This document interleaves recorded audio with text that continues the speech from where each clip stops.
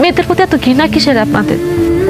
শুধু আপনি না, পৃথিবীর হাজার হাজার পরিবার, হাজার হাজার স্বামী, পিতা শুনলে মেয়ে সন্তান হওয়ার শুনলে তাদের চেহারা চেঞ্জ হয়, তার আচরণ চেঞ্জ হয়ে যায়। কেন? মেয়ে হওয়া কি অভিশাপ? মেয়ে হওয়া কি পাপ, অন্যায়? আপনি যে পৃথিবীতে দাঁড়ায় রয়েছেন, না আছেন জীবিত, কার জন্য? আল্লাহ তাআলা কোন একটা নারীর মাধ্যমে, কোন একটা মেয়ের মাধ্যমে আপনি পাঠাইছে। আপনার মাও কিন্তু একটা মেয়ে। কোন কিতাব, কোন কোরআন বই পুস্তকে লেখা আছে যে বাপের পায়ের নিচে সন্তানের বেহেশত? দেখছেন? দেখবেন না তো। লেখা আছে কোথায়?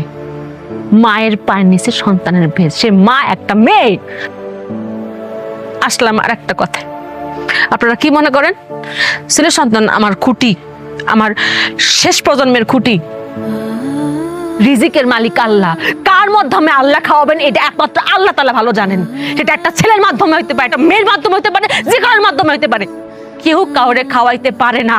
আল্লাহ পাক খাওয়ান কারোর মাধ্যমে হয়, কারোর উসিলা হয়। আর ছেলেটা যদি খুঁটি হইতো তাহলে এই বাংলাদেশে বৃদ্ধাশ্রমের সংখ্যা বাড়তো না। বাংলাদেশে এমন একটা বৃদ্ধাশ্রম খুঁজে পাবেন না যে বাপ মারে কোনো মেয়ে বৃদ্ধাশ্রমে দিয়েছে।